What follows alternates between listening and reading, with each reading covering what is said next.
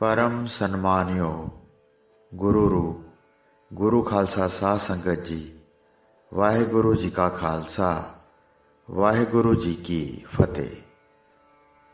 प्रभ चित आवै तां कैसी भीड़, जे वाहिगुरु परमेश्वर चेते आवे तां फिर किहो जेही भीड़ है अथवा विपता है। अथवा काम क्रोध आदि की भीड़ विच जे ਉਹ ਚੇਤੇ ਆ ਜਾਵੇ ਤਾਂ ਇਸ ਵਿਪਤਾ ਵਿੱਚ ਜੀਵ ਦੀ ਰੱਖਿਆ ਹੁੰਦੀ ਹੈ। ਪ੍ਰਭ ਚਿਤ ਆਏ ਸਭ ਦੁੱਖ ਜਾਏ, ਭੈ ਸਭ ਬਿਨਸੇ ਹਰ ਕੈ ਨਾਏ। ਇਸੇ ਸਿਧਾਂਤ ਦੇ ਲੱਗਣ ਵਾਲੀ ਇੱਕ ਸਾਖੀ ਜੋ ਹੁਣ ਦੇ ਸਮੇਂ ਵਿੱਚ ਵਰਤੀ ਹੈ, ਕੋਈ ਬਹੁਤਾ ਲੰਮਾ ਸਮਾਂ ਨਹੀਂ ਹੈ।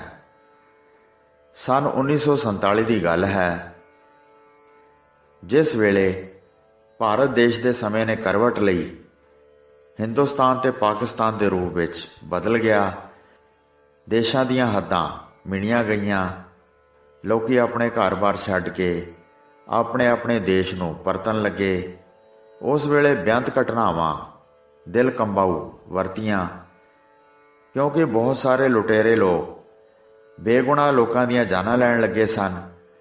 भावें पाकिस्तान तो हिंदुस्तान आने वाले हिंदू सिख सन, भावें हिंदुस्तान तो पाकिस्तान जाने वाले मुसलमान, दोनों पासियां तो वड्डे वड्डे जुल्म होए जो कहण सुनन लिखण विच नहीं आ सकते। अनेकां दीयां जानां दी रखिया रब्बी ताकत नाल होई। उन्हां विच एक मुसलमान परिवार दी जिस ढंग नाल रखिया होई, ओह एक बड़ी दिलचस्प कहानी है। एक मुसलमान परिवार पंजाब की धरती ते रहन वाला अमीर अते इज्जतदार परिवार सी। इस विपता विच अपने ही घर विच सहमिया अते डरिया होया अपने खुदा नूं चेते करी जा रहा सी कि हे खुदा, मेरे परिवार की रखिया करो। मैं इत्थे लगे हुए कैंप विच जाना चाहुंदा हां, क्योंकि दोहां देशां दे लगे फौजी कैंपां विच ही जाना औखा हुंदा सी। उत्थों अगे फिर फौज की जिम्मेवारी हुंदी सी। कैंप विच जाके कोई खतरा नहीं सी रहिंदा। इस मुसलमान परिवार के आगू ने यह सोचा कि हुण घर विच रहियां भी मेरा परिवार खतरे तो खाली नहीं।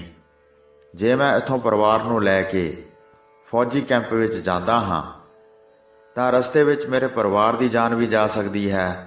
धन माल की तो गल ही कोई खास नहीं, और मेरिया नौजवान धियां दी जिन्हां ने कदे पराए मर्द का चेहरा तक के नहीं देखा, उन्हां दी बेइज्जती भी हो सकती है। सुंदर स्वरूप जान के मेरिया बेटियां नूं मेरे कोलों खोया भी जा सकता है। मेरा परिवार हुण अज आटे दे दीवे दी न्याई है। आटे दे दीवे नूं घर विच चूहे ते बाहर ਕਾਂ पैंदे हन। ऐसे विपता विच उसनूं खुदा चेते आया ते नाल ही खुदा दा सरगुण स्वरूप श्री गुरु गोबिंद सिंह जी चेते आए। मन विच गुरु जी दा ध्यान आउंदियां ही पुराणियां सांझां याद आ गईयां कि साडे बजुर्गां नाल गुरु घर दी पहलां तो सांझ चली आ रही है। कुछ मूर्खां ने भावें ਉਹ साडे ही कहाउण वाले सन, इस्लाम विरुद्ध गलत काम भी कीते जिन्हां दी साडे धर्म विच आग्या नहीं सी, जैसा कि गुरु साहब दे बच्चों नूं निर्दोष कतल करना है। इत्यादक होर भी बहुत सारे कुकर्म साडे होण वालियां ने कीते। पर इस दे नाल ही श्री गुरु नानक देव जी तो लैके पुरानी सांझ साडी सिख धर्म नाल चली आ रही है। श्री गुरु नानक देव जी दे अनेकां सिखां विचों दो सिख जो बहुत प्रसिद्ध भाई बाला ते भाई मरदाना जी होए हन। उन्हां विच भाई मरदाना साडा ही मुसलमान भरा सी। फिर गुरु का सिख राय बुलार वो भी साडा ही सी। शाह हुसैन तीसरे पातशाह दा सिख वो भी साडा ही सी। फिर सिखां दे सब तो वड्डे पूज स्थान श्री हरमंदर साहब की नींह रखण वाला पीर मियाँ मीर वो भी साडा ही सी। पीर बुद्धू शाह वो भी साडा ही सी। गनी खां, नबी खां पठान, गुरु गोबिंद सिंह जी तेरे मंजे नूं ਆਪਣੇ ਕੰਨੇ ਦੇਣ ਵਾਲੇ ਉਹ ਵੀ ਸਾਡੇ ਹੀ ਸਨ। ਇਹਨਾਂ ਸਾਡੇ ਬਜ਼ੁਰਗਾਂ ਦੀਆਂ ਪੁਰਾਣੀਆਂ ਸਾਂਝਾਂ ਹਨ। ਹੇ ਮੇਰੇ ਗੁਰੂ ਜੀ, ਤੇਰੇ ਘਰ ਨਾਲ ਚੱਲੀਆਂ ਆ ਰਹੀਆਂ ਹਨ। ਭਾਵੇਂ ਮੈਂ ਉਹਨਾਂ ਵਰਗਾ ਮਹਾਨ ਤਾਂ ਨਹੀਂ, ਪਰ ਮੈਨੂੰ ਇਹ ਭਰੋਸਾ ਹੈ ਕਿ ਤੇਰੇ ਦਰ ਹਿੰਦੂ ਮੁਸਲਮਾਨ ਦਾ ਲੇਖਾ ਜੋਖਾ ਨਹੀਂ, ਤੂੰ ਪ੍ਰੇਮ ਵੇਖਦਾ ਹੈ। ਪੁਰਾਣੀਆਂ ਸਾਂਝਾਂ ਸਾਡੇ ਬਜ਼ੁਰਗਾਂ ਦੀਆਂ ਮੇਰੇ ਹਿਰਦੇ ਨੂੰ ਪੱਕਾ ਕਰ ਰਹੀਆਂ ਹਨ।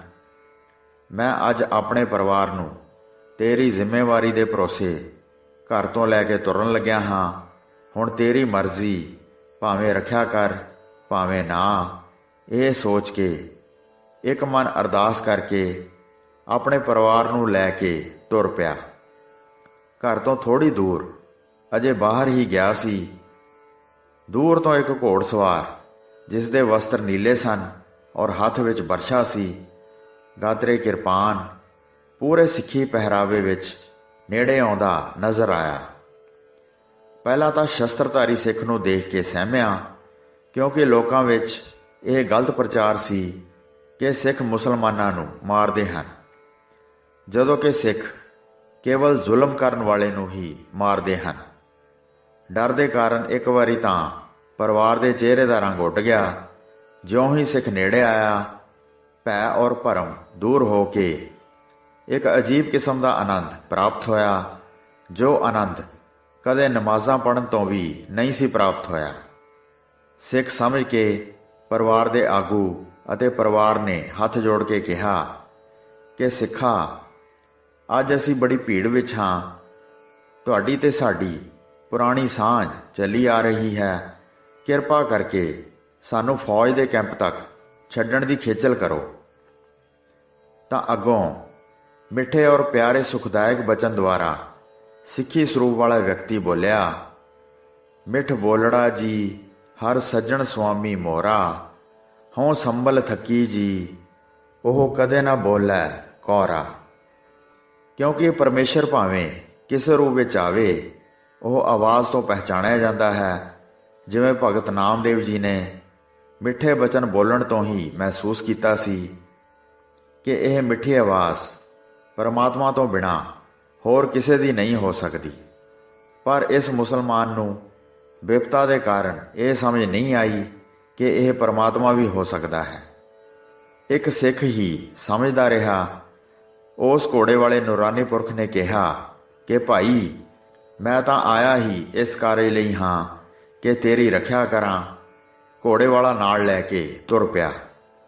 ਰਸਤੇ ਵਿੱਚ ਪ੍ਰੇਮ ਦੀਆਂ ਗੱਲਾਂ ਮੁਸਲਮਾਨ ਨੇ ਤੋਰੀਆਂ ਕਿ ਸਿੱਖਾ, ਅਸੀਂ ਸਾਰੇ ਪਰਿਵਾਰ ਨੇ ਤੁਹਾਡੇ ਗੁਰੂ ਦੇ ਚਰਨਾਂ ਵਿੱਚ ਅਰਦਾਸ ਕੀਤੀ ਸੀ ਕਿ ਤੇਰੀ ਜਾਮਣੀ ਤੇ ਚੱਲੇ ਹਾਂ, ਬਲਿਹਾਰ ਜਾਈਏ ਤੁਹਾਡੇ ਗੁਰੂ ਤੋਂ, ਜਿਸ ਨੇ ਤੁਹਾਨੂੰ ਪ੍ਰੇਰਿਆ।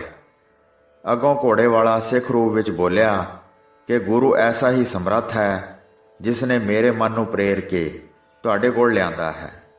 ਰਸਤੇ ਵਿੱਚ ਇੱਕ ਦੋ ਜੱਥੇ ਹਮਲਾਵਰ ਹੋ ਕੇ ਜਦੋਂ ਨੇੜੇ ਆਏ ਤਾਂ ਇਸ ਘੋੜੇ ਵਾਲੇ ਨੇ ਕਿਹਾ ਕਿ ਖਾਲਸਾ ਜੀ, ਇਹ ਮੇਰੇ ਖਾਸ ਬੰਦੇ ਹਨ, ਇਹਨਾਂ ਵੱਲ ਬੁਰੀ ਨਜ਼ਰ ਨਾਲ ਨਹੀਂ ਤੱਕਣਾ। ਇਹ ਕਹਿ ਕੇ ਅੱਗੇ ਤੁਰੇ ਜਿੱਥੇ ਫੌਜੀ ਕੈਂਪ ਸੀ। ਉਸ ਦੇ ਨੇੜੇ ਪਹੁੰਚ ਕੇ ਕਹਿਣ ਲੱਗੇ, ਲੈ ਭਾਈ, ਆਪਣਾ ਸਮਾਨ ਸਾਂਭ। ਜਦੋਂ ਉਹ ਪਰਿਵਾਰ ਤੇ ਸਮਾਨ ਦੀ ਸੰਭਾਲਣਾ ਕਰਕੇ ਸਿੱਖ ਦਾ ਧੰਨਵਾਦ ਕਰਨ ਲਈ ਪਿੱਛੇ ਮੁੜ ਕੇ ਵੇਖਣ ਲੱਗਾ ਤੇ ਉੱਥੇ ਨਾ ਘੋੜਾ ਤੇ ਨਾ ਹੀ ਘੋੜੇ ਵਾਲਾ ਸੀ। ਮਾਇਆ ਦਾ ਪਰਦਾ ਲੈਣ ਤੋਂ ਸਮਝ ਆਈ ਕਿ ਇਹ ਤਾਂ ਆਪਣੀ ਜਾਮਣੀ ਪੂਰੀ ਕਰਨ ਵਾਲਾ ਸਿੱਖਾਂ ਦੇ 10ਵੇਂ ਗੁਰੂ ਸ੍ਰੀ ਗੁਰੂ ਗੋਬਿੰਦ ਸਿੰਘ ਸਾਹਿਬ ਜੀ ਮਹਾਰਾਜ ਆਪ ਹੀ ਸਿੱਖ ਰੂਪ ਵਿੱਚ ਆ ਕੇ ਮੇਰੇ ਪਰਿਵਾਰ ਦੀ ਰੱਖਿਆ ਕਰ ਗਏ ਹਨ। ਇਹ ਮੁਸਲਮਾਨ ਜਿੰਨਾ ਚਿਰ ਜਿਉਂਦਾ ਰਿਹਾ, ਬੜੇ ਮਾਣ ਨਾਲ ਗੁਰੂ ਸਾਹਿਬ ਜੀ ਦੀ ਇਸ ਜਾਮਣੀ ਦੀ ਗੱਲ ਕਰਦਿਆਂ ਅੱਖਾਂ ਵਿੱਚ ਹੰਝੂ ਭਰ ਆਉਂਦਾ ਸੀ। ਸੋ ਇਹ ਸਭ ਕੁਝ ਵਾਹਿਗੁਰੂ ਦੇ ਚੇਤੇ ਆਉਣ ਦੀ ਬਰਕਤ ਹੈ। ਜਿਸ ਨੂੰ ਵੀ ਚੇਤੇ ਆਇਆ ਹੈ, ਉਸ ਦੀ ਹੀ ਭੀੜ ਭਾਵ ਬਿਪਤਾ ਖਤਮ ਕਰ ਦਿੱਤੀ ਹੈ।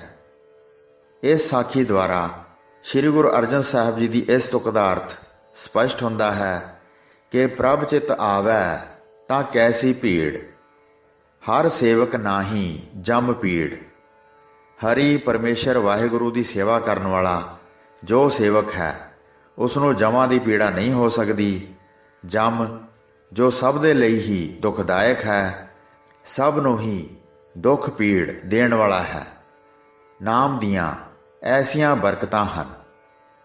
ਜਾ ਕਾ ਸ਼ਬਦ ਸੁਨਤ ਸੁਖ ਸਾਰੇ, ਜਾ ਕੀ ਟਹਿਲ ਜਮਦੂਤ ਬਿਦਾਰੇ। ਜਿਸ ਸਿਮਰਤ ਦੁਖ ਡੇਰਾ ਟਹੈ, ਜਿਸ ਸਿਮਰਤ ਜਮ ਕਿਛੁ ਨਾ ਕਹੈ। ਊਠਤ ਸੋਵਤ ਹਰ ਸੰਗ ਪਹਿਰੂਆ, ਜਾ ਕੈ ਸਿਮਰਨ ਜਮ ਨਹੀਂ ਡਰੂਆ। ਜਹ ਲਾਲਚ ਜਾਗਾਤੀ ਘਾਟ, ਦੂਰ ਰਹੀ ਉਹ ਜਨ ਤੇ ਬਾਟ। ਜਾ ਕੈ ਸਿਮਰਨ ਜਮ ਤੇ ਛੁਟੀਐ, ਹਲਤ ਪਲਤ ਸੁਖ ਪਾਈਐ। ਜਮ ਕੀ ਤਰਾਸ ਮਿਟੈ, ਜਿਸ ਸਿਮਰਤ ਨਾਨਕ ਨਾਮ ਤੇ ਆਈ। ਜਮ ਕੈ ਪੰਥ ਨਾ ਪਾਈਐ ਹੈ, ਫਿਰ ਨਾਹੀ ਮਰਨੇ। ਸਰਬ ਦੁਖ ਹਰ ਸਿਮਰਤ ਨਸੇ, ਜਾਂ ਕੈ ਸੰਗ ਸਦਾ ਪ੍ਰਭ ਬਸੈ।